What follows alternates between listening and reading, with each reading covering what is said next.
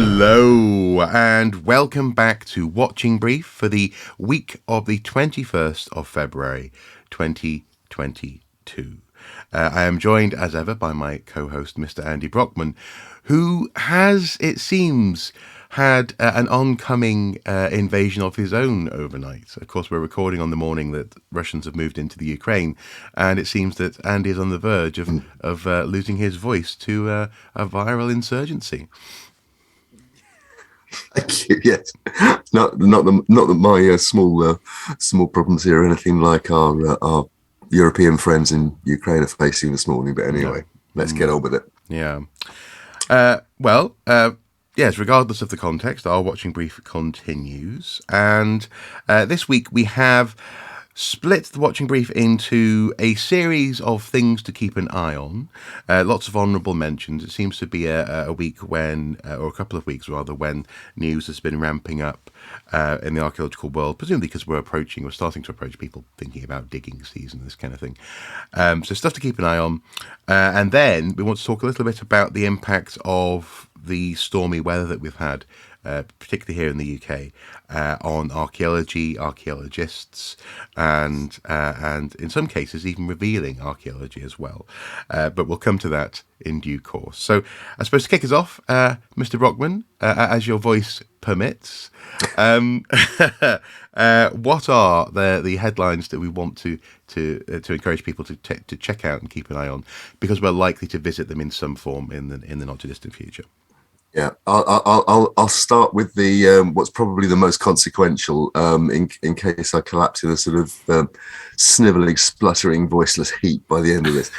Right, so the most, as you said, there's a whole bunch of news lines really, which we were going to lead off this week's Watching Brief on, and I'll begin with the most consequential, which actually only broke yesterday, the 23rd of February as we're recording, and that is that the Secretary of State for Transport is reconsidering the matter of the A303 development consent order at Stonehenge. That's the development consent order which would give the green light to a dual carriageway and tunnel through the Stonehenge and Avebury World Heritage Site. It's incredibly controversial. Incidentally, it would also give the green light to allegedly, I think it was 35 million quid's worth of archaeology, it says. That's some people argue that's a fantastic opportunity. Other people argue it's greenwash. There's a consultation that's open until the 4th of April. Basically it's Groundhog Day for the Stonehenge controversy. The project manager of the project, David Bullock of National Highways, used to be Highways England, said, "We're pleased this process is moving forward. We're confident that this is the best solution for solving the traffic problems on the A303 in the context of Stonehenge and the surrounding World Heritage Site landscape." Obviously, this is only happening because it was such a good solution that a judge found it unlawful last time they tried it. So we will see how that turns out. As you can imagine, campaigners are see it somewhat differently. So we'll see. So as I say, Groundhog Day. We'll see what happens in the subsequent decision-making process. Well, hopefully this time the government can steer clear of breaking the law. Yeah, that would be a good start. Yeah. But we'll see. Now, this isn't just procedural. To be serious for a second, this is possibly the most high-profile archaeological site in the country. I know people argue about the do's and goods and bads of Stonehenge and whether it is, it just this is happening just as there's a 5-star reviewed exhibition about the Stonehenge world opening, that's just opened at the British Museum. And which has been picketed by the anti-A303 anti-tunnel protesters, who are a little bit upset that what's happening hasn't actually been brought in, mentioned in the course of the exhibition. So as I say, we'll see, and it comes alongside another very consequential planning decision that it will be upcoming with another site, not quite as high profile as Stonehenge, but if Stonehenge wasn't happening, it will probably be one of the highest profile planning issues in the country, which is the old Oswestry Hillfort. Again, our regular viewer might remember that there's a long-standing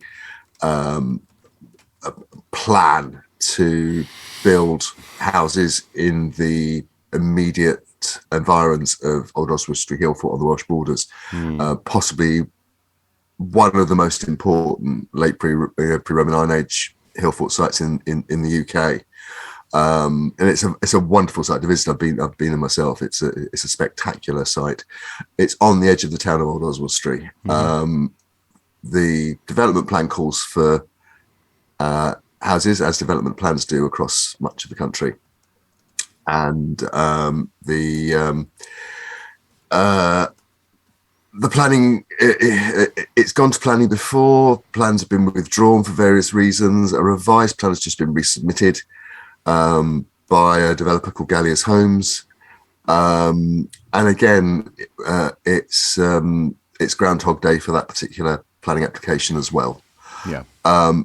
Taken together, both of these, if one or either of them or both are found in favour of the developers, then it makes a significant precedent for the ability for developers to cause what campaigners against would say are sort of irrevocable changes in the settings of nationally and internationally important archaeological sites.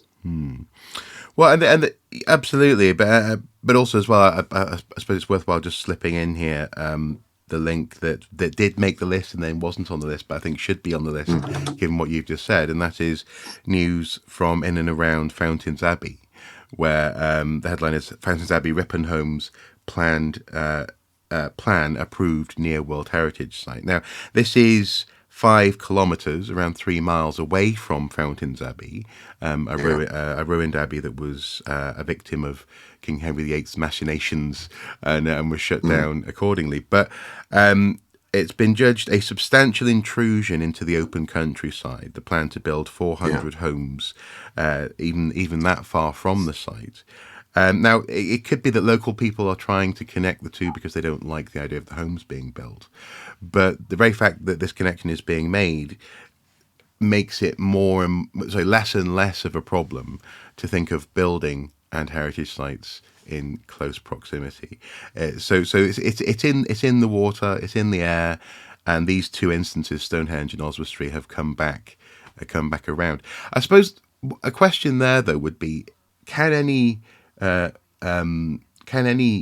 argument or dare I say even victory on these sites for people who want to protect those sites and see nothing happen at all near to them, can any progress that they make be complete? Can it be final, or is it always going to be open in that sense to people making proposals along these lines, do you think?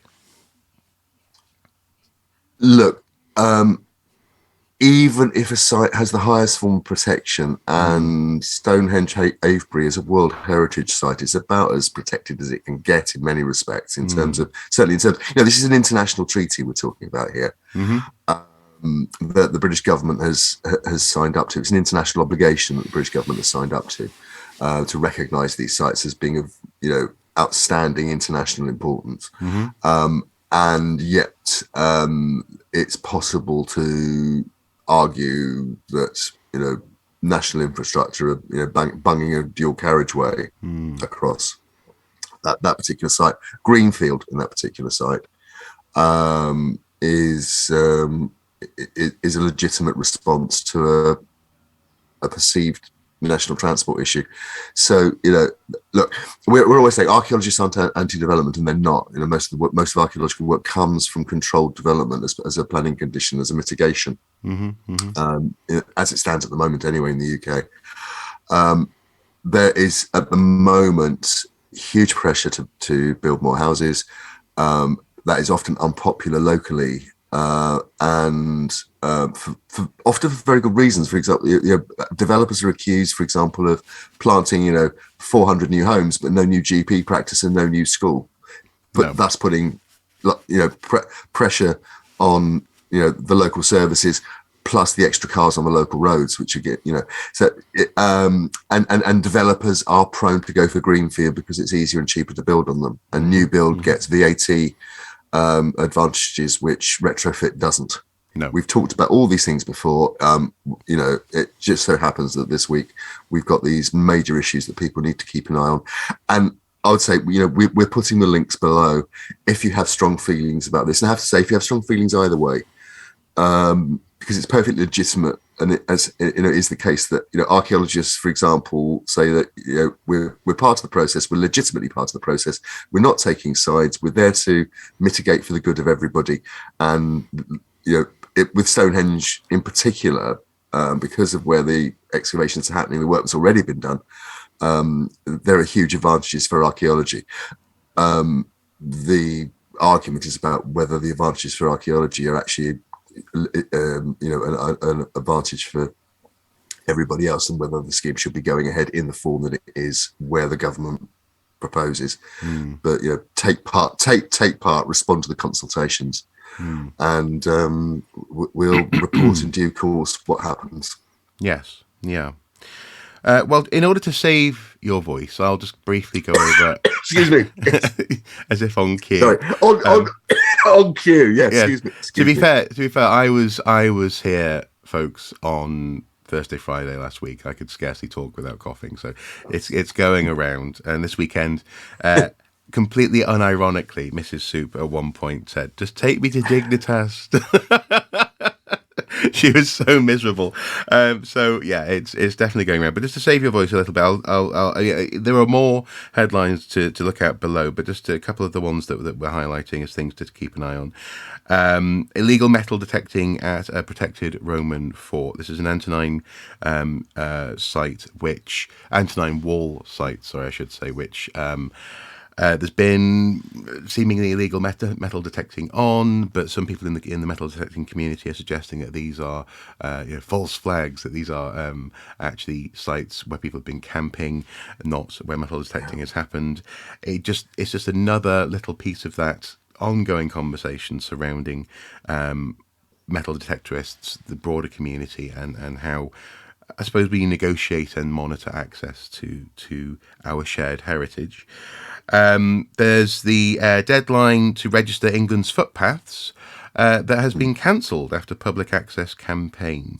It's one piece of good news. Yeah, this was now. You said 2026 had been the deadline. And which feels like it's quite a long way away anyway. But the fact that now there is no deadline to register paths of interest, crossing across community access that's been more or less negotiated by usage, sometimes, in England in particular, requires formalisation. If it's passing across someone's owned land, the owner may well one day say you can't do that. Now this on the big scale protects essentially aristocrats and their swathes of land that they own in especially in England.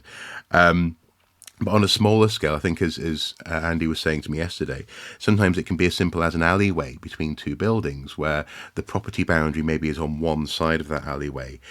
So technically one of the owners can own that pathway, and they can go one day, oh, well, actually, we don't want that to be public access. So perhaps hundreds of years worth of access from the high street to a market square just behind can be suddenly blocked off by a curmudgeonly landowner, hence the need to possibly register public access pathways. And now that deadline's been taken away. So that means that people can continue this process in a relatively leisurely pace. And can I just say, this is really important, particularly in an English context. We're talking primarily about England here, because the right of access to land is very limited in England. Landowners have tended to have all the cards, possibly because it was mostly landowners in Parliament who were making the rules. There's no equivalent, for example, of who can say? Yeah. Yeah, there's no equivalent of, for example, what our Swedish friends and colleagues will be used to, the Almansratten, every man's right to roam in Sweden, which is in most of Sweden, which is a very liberal right of access. We don't have that in England at all. No. And bureaucratically, the paths have to be recognised as a public right-of-way. A path has to be registered on what's called a definitive map, and that's what this is about. Definitive maps are held by local authorities, and if a path isn't on a definitive map, then, as you say, a Access landowner is not definitive. No, and a landowner, if they chose to, could encroach on it. And as you say, a path that has been in customary use for decades, even hundreds of years, could be taken away, and there'd be no legal right to recognise it. So this gives people more chance to actually register those kind of rights of way. And so, particularly in an English context, removing the deadline is important. Organisations like the Ramblers, who try and uphold the campaign for the rights of walkers, for example, have been very strongly against this deadline. And I think it's fair to say this week they're pretty pleased that the government appears to have backed down on putting a guillotine down on rights to access these paths. Yeah, I mean, I can't say for sure because I haven't looked into it. But often these sorts of things are in effect in England and Wales. Often Wales sort of essentially is operating under the very similar laws. That's true. That's true. Scotland has a much more liberal right of access, has done since the for some years now. Yeah, since the early days of the Scottish Assembly. But that said, though, my experience, especially as a teenager, was that for the most part,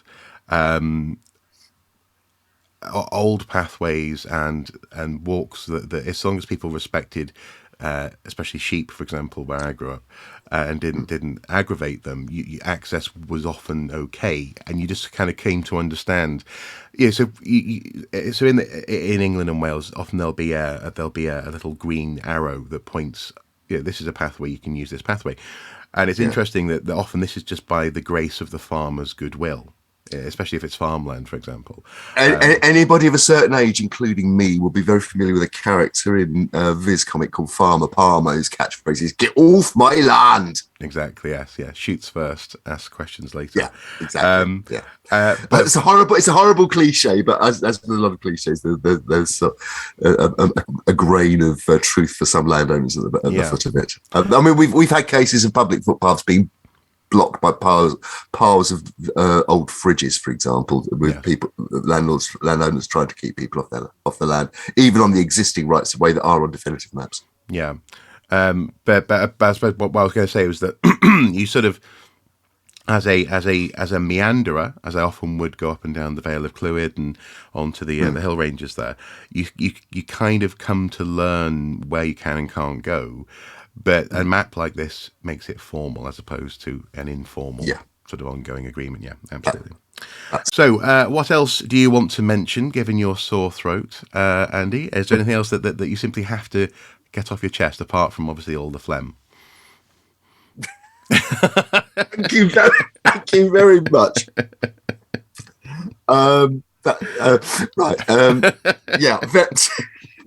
Two more very quick ones.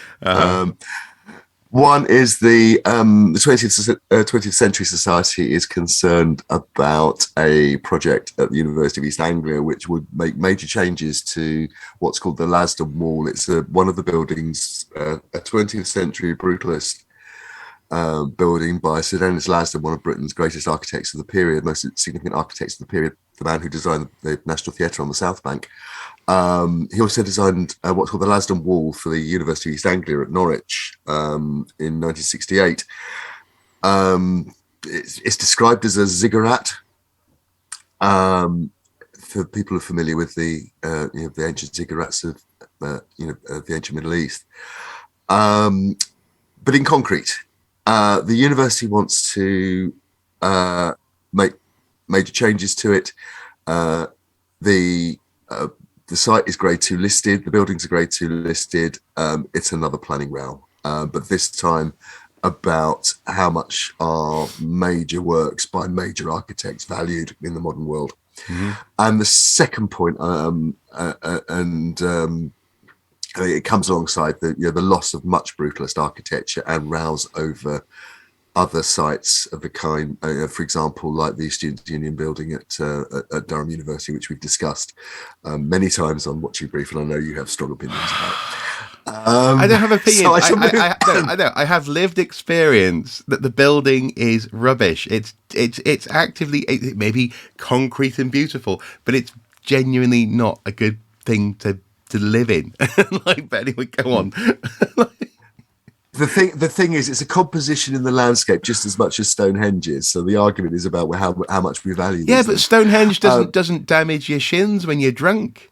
I mean, yeah, but there isn't a pub in the middle of Stonehenge that you stagger home from at closing time. My point exactly. My point precisely. Anyway, go on. Go ahead. Look, we won't argue that one out now. I think it works both ways. Anyway, look, the other one, it's partly a it's partly a matter of. I shouldn't antagonize the poorly man. I shouldn't. Okay, well, yeah, I'm not going to take that sort of faux sympathy. Okay. The last point I want to reference is the Theatres Trust, which has added 10 new theatres to its register of theatres at risk. Now, this isn't a statutory register; it's a pressure group, a campaigning group that campaigns for theatres, buildings that house the performing arts. These are buildings that are under threat of major redevelopment. That means they would lose their character, or closure, or potentially demolition. Mm-hmm. This is partly a function of local authorities, particularly not having the money to support performing arts buildings, which often require a lot of maintenance and subsidy to keep them functioning. Obviously, in the last few years with COVID, the performing arts sector has virtually been unable to function at all. Mm-hmm. They've only just been able to welcome audiences back into buildings. You add to this pressures on local authority funding as well, and it's a vicious circle of risk. There are buildings all over the country. I'll reference just one because it happens to be one I know particularly well, which is again Grade 2 listed building. It's the Borough Halls in the Royal Borough of Greenwich, where I actually live. It's a building I know well. It's a very attractive 1930s building, sort of Art Deco interior. And it's not been functioning as a performing arts venue since really the beginning of COVID, when it's or just before, when its tenant, which was a dance agency, moved out for various complicated reasons. It's empty. It's listed, but it's difficult to find a new use for. But nobody's got any money to keep it going or subsidise it to any great degree. And it's just an exemplar of what these buildings represent, and in fact, but to give you an idea, if it does go as a performing arts venue, then it loses almost 800 seats in terms of the original house, which is a decent sized house for presenting shows, and there's a studio space which takes 250 as well. So that's the measure of the loss, as well as the fact it's of architectural importance and Grade 2 listed. Yeah, I mean, on a similar note, due to COVID, there was I think it's called the Tyne Theatre, a local building to us, which has, I think, maybe nationally, but certainly regionally, a very rare example of original Victorian stage elements.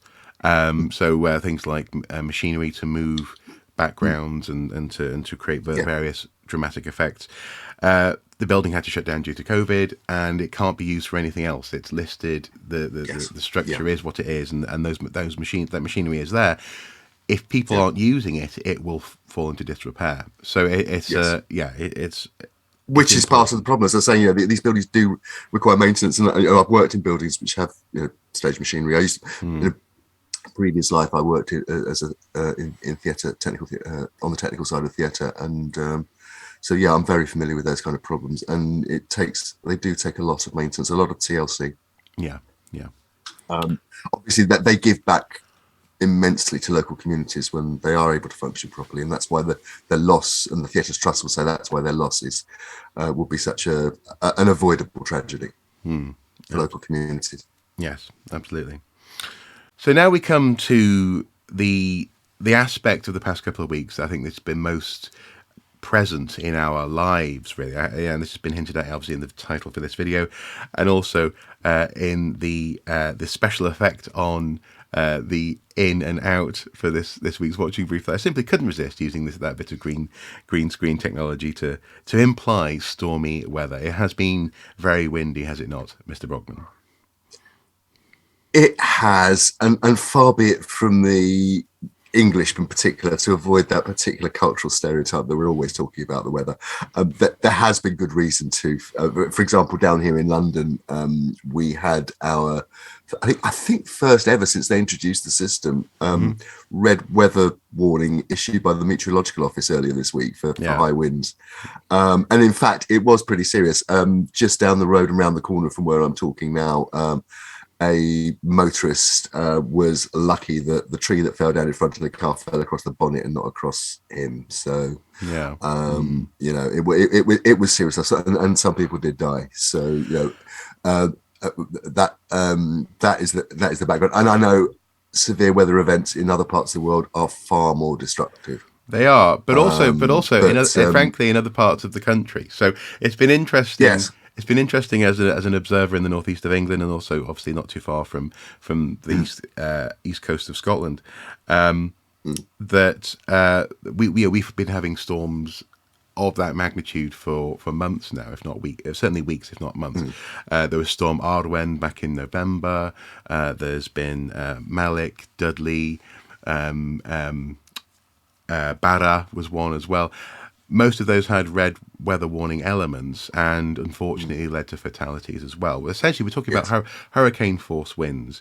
But what was interesting, though, just this is just like a little north-south divide kind of point of interest, is that the papers didn't really mention when we were having that sort of wind, but they did when the south of England was hit by 122-mile-an-hour winds, and suddenly there were newspaper headlines, front page, Britain prepares for storm, and I was looking at this literally in calm, sunny weather that afternoon. So, yeah, there's an interesting element in terms of how this stuff is reported. But you know, I'll put the chip on my shoulder down for a second, and we will just take a quick look at how this has actually affected the physical heritage. That is to say, ruins, and also archaeologists, in fact, doing their job around the country. And so, for example, on St Kilda, a rocky outcrop of an island off the Scottish coast, has seen huts, not ancient but historic huts, demolished and knocked over by the storms, which has provided an opportunity for investigation. Absolutely, and again, we talked about Stonehenge World Heritage Site earlier. St Kilda's a World Heritage Site, and it was famously, in a sense, frozen in time, for want of a better phrase, a very tabloid phrase, but because the islanders basically evacuated themselves in the 1920s, I think it was, and so that and it hasn't been continuously inhabited since. So in a sense, it's a sort of frozen palimpsest, really, of the history and archaeology of those remote islands off Scotland, and culturally, in that respect, very important. Yeah. Well, in this instance, as the BBC reports, storms have offered archaeologists potential insights in the construction of an unusual storage hut on the remote island of St Kilda off the west coast of Scotland. Turf-roofed cleat on the archipelago's island of Hirta was damaged in recent bad weather. The hut is believed to have been built on the site of a house where Edinburgh-born 18th century aristocrat Rachel Cheesley was forced to live after being kidnapped on the orders of her estranged husband. So but again, so it's damage, but it's led to the opportunity to look into it, and we've linked to a couple of resources for that one. There's the very simple fact, and actually the Museums and Heritage Advisor, advisor.museumsandheritage.com, have been putting out quite regular updates on how museums and open air sites in particular have been forced to close due to stormy weather. They've been highlighting this partly for safety reasons, but also seemingly as well, presumably in order to be able to log this in terms of for insurance reasons, and also to help people maybe get some central funding for repairs if they're required. And it's interesting that so on Twitter, I may link to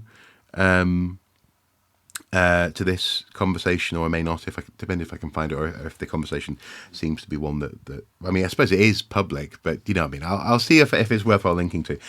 But it highlighted as well that yes, museum staff and museum sites are under threat from this sort of weather, but also archaeologists themselves, working archaeologists on especially on building sites, as we've been talking about in the previous segment, linked with the planning process, often have different working thresholds to their building cousins, as it were, their builder contracting worker cousins. So, for example, it was pointed out that more or less hurricane force winds were coming onto certain building sites. The builders were told leave because their insurance threshold is at a certain point. The gaffer decided to stop work, but the digging, the jobbing archaeologists were being told by their gaffer, no, we're going to carry on, keep on working. And this comes into paying conditions. It comes into perceived value of the work that you're doing, and also, frankly, the last thing we want to see is an archaeologist seriously injured, if not possibly even killed, as a result of archaeologists being concerned about whether or not that they might lose a contract if they stop during more or less a typhoon. It's one of those things where I think it's important, I think, just to note that, and that's why so we brought this stuff together in this segment. So you were going to say something, Andy? It was two points, one serious and one slightly frivolous, but it does illustrate the potential dangers, actually. One is, again, here in London, there were reports on certain building sites, for example, of the tower cranes, which a ubiquitous sight really in city centres these days. Developers tend to want to build up. They have eight floors of costs and then 6 floors of profit. High rise is the way they go. But we have reports of the tower cranes spinning in the wind in some of the building sites. They obviously weren't crewed at the time because, as you say, the sites have been stood down for the day. But the other one, and I say frivolous because it will link to the video. But if anyone has ever seen the film The Omen, the original film The Omen with Gregory Peck, they might be familiar with former Doctor Who Patrick Troughton being speared by a church weather vane that the Damien causes to fall from a spire.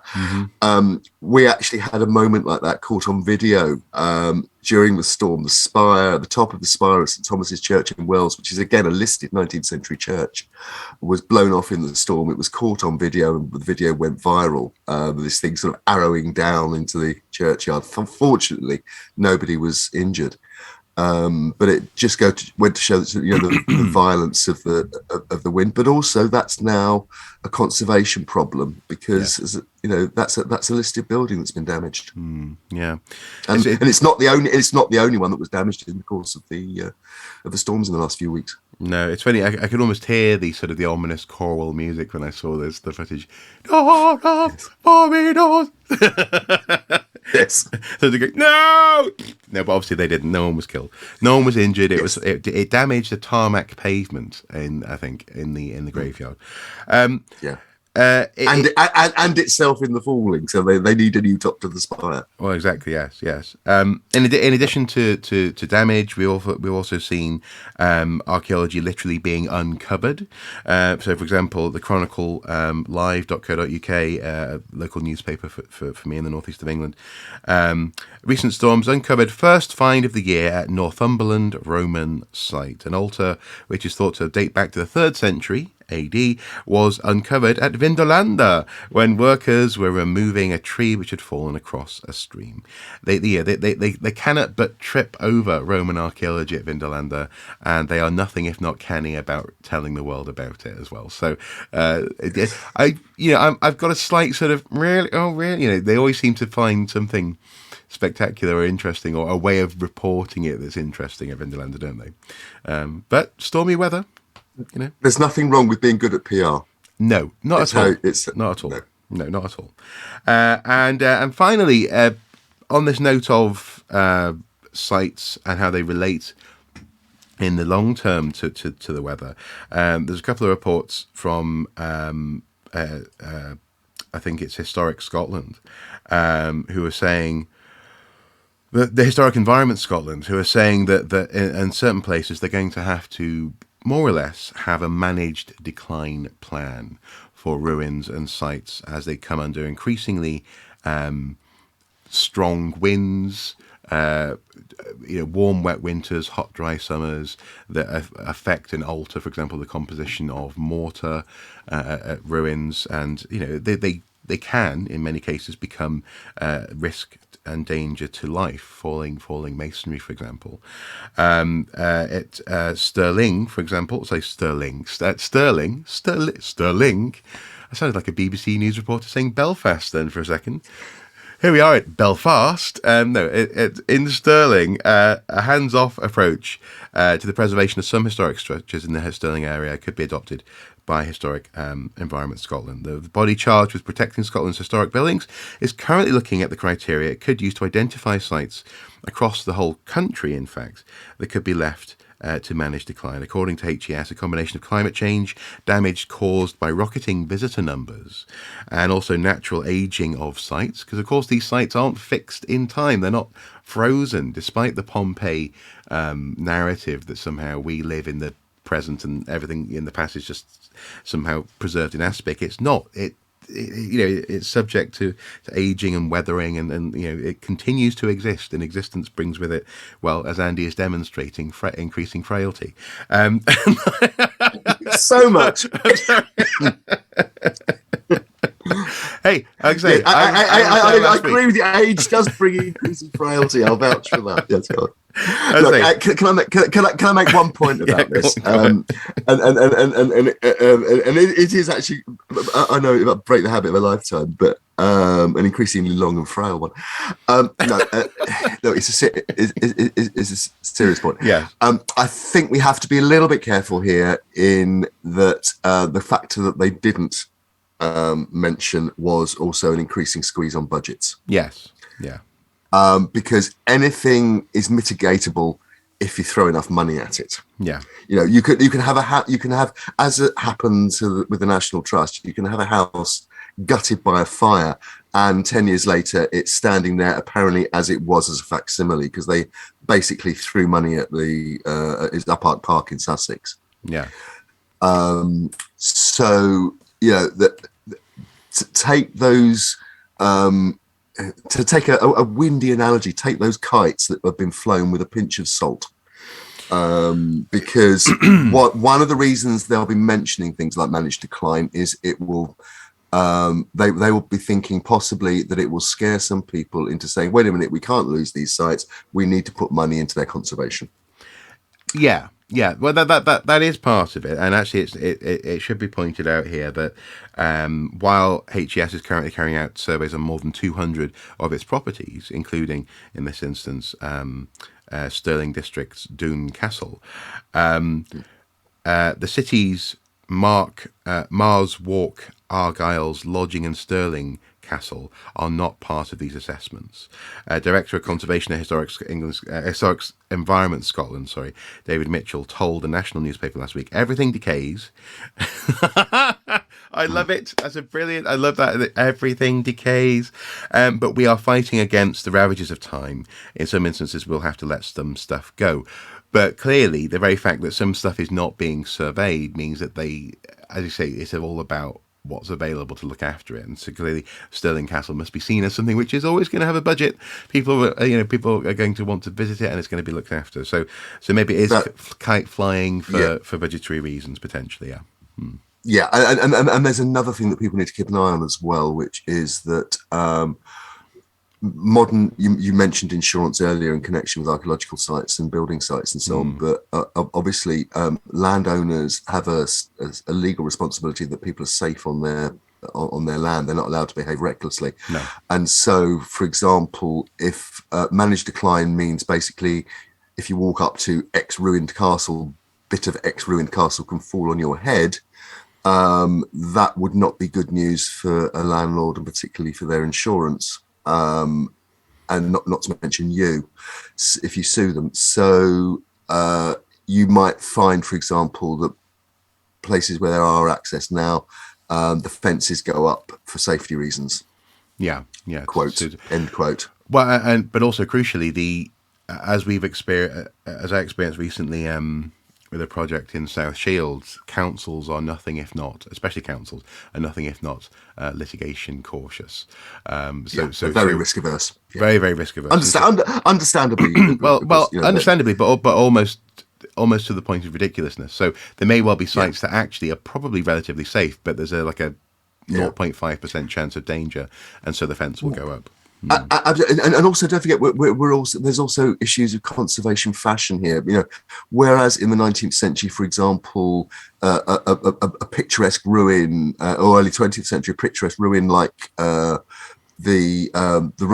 Castle Roman Fort in Cardiff, or the just down the road from me, Elton Palace, which the medieval Tudor part of Elton Palace, which was a falling apart barn. When it was taken over by the Courtaulds and turned into an internationally important Art Deco, effectively posh country house. That was a massive rebuild. It's now like the interior of a Hollywood Robin Hood movie, because it was that in the 20s and 30s, and with that sort of in the Gothic style. Nowadays, the issue, conservationists don't rebuild. They tend to stabilize, so that you can see what you make the minimum of interventions, and then you interpret what you've got and stabilize what's there, and it's a different approach altogether.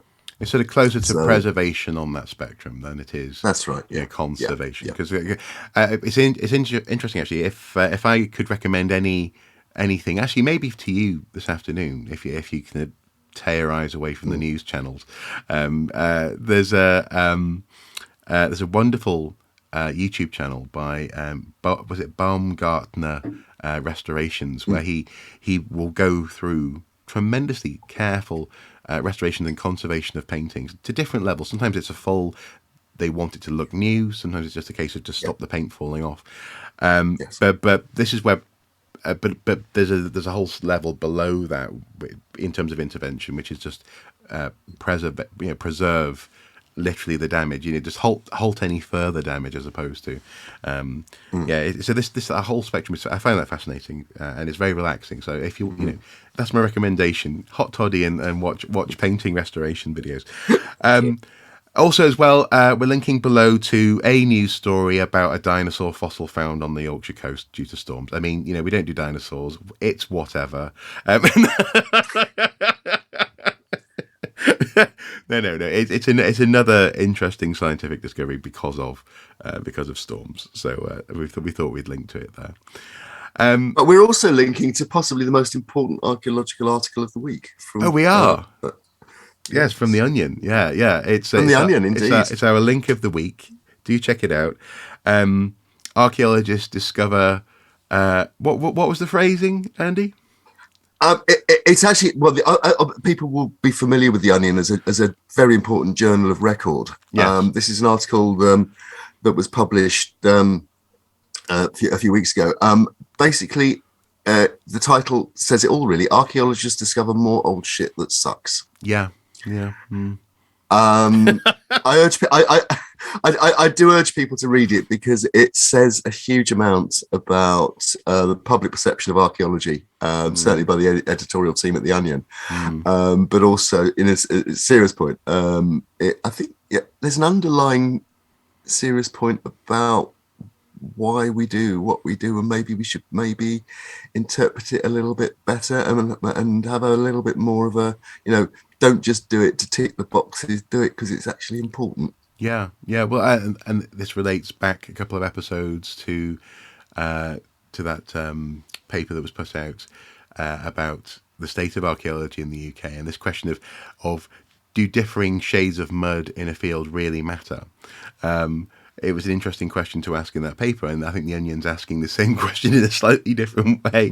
But also, I suppose I would just add on top of that, this also reminds me of another conversation that I saw on Twitter this week, where I think it was it might have been a social scientist, maybe a geologist, who was saying, we really need to have some way of looking at the landscape and the way that people have lived in the landscape over long periods of time, almost like a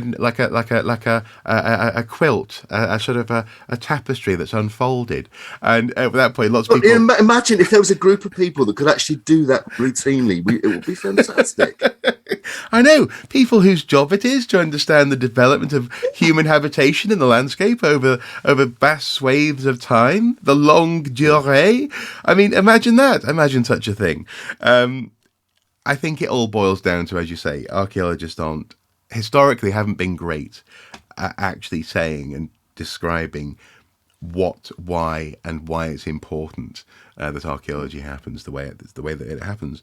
And it's not just, I know you mentioned Stonehenge earlier, but the point is, it's not just Stonehenge. It's not just the big things. It's also even bigger things. It's not just the famous monuments. It's whole landscapes. It's a mode of understanding, and I think, The Onion sums it up quite nicely. That sometimes we can get stuck in finding boring stuff that sucks. Yes. Archaeology is rubbish, to quote the great McAston. Yes, it is rubbish. And on that note, folks, we should probably don't forget one of the best time teams ever. They found loads of stuff and absolutely nothing in the field. Yeah. So it's very impressive. I suppose what I should say is we're hoping in the not too distant future to talk about the UCU, University College Union strikes that have been occurring. Sheffield, there have been developments there as well. But because people are on strike, we don't want to force them to potentially, break the picket, break a picket by turning up on camera. So we'll come back to that probably next week or the week after. Until then, though, I'm sure you all wish Andy a speedy recovery. As I say, I was there a mere 6 days ago, thank you for watching. Do comment below. Do let us know if there's anything that you want us to talk about or report on. The email is there. The email address is below. Andy's DMs are open. I'm contactable in various ways. And until next time, do take care. Bye-bye. Bye-bye.